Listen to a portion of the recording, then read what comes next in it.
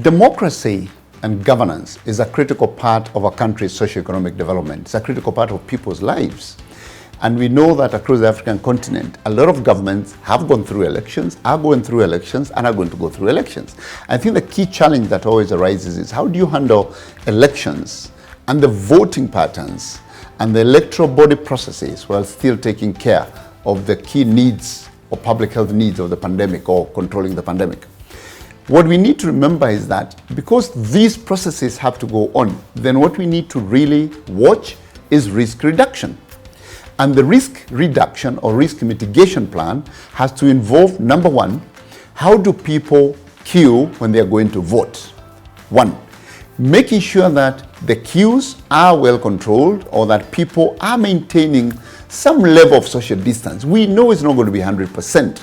And even if you achieve 60% or 70% compliance is good enough. You already reduced the risk of transmission. Secondly, that the people who are actually queuing to vote are wearing masks, because we know that when people wear masks, the risk of transmitting the virus to others or even receiving it from someone else is reduced. It's not zero, but it is reduced.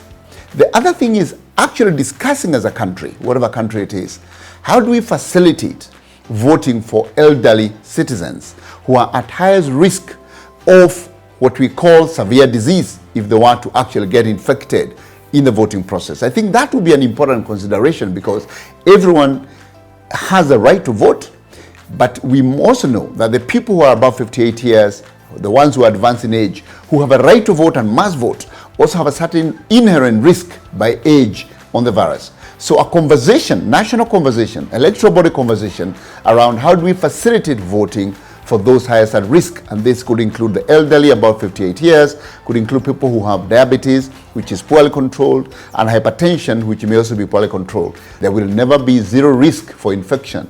We can only work to minimize the risk.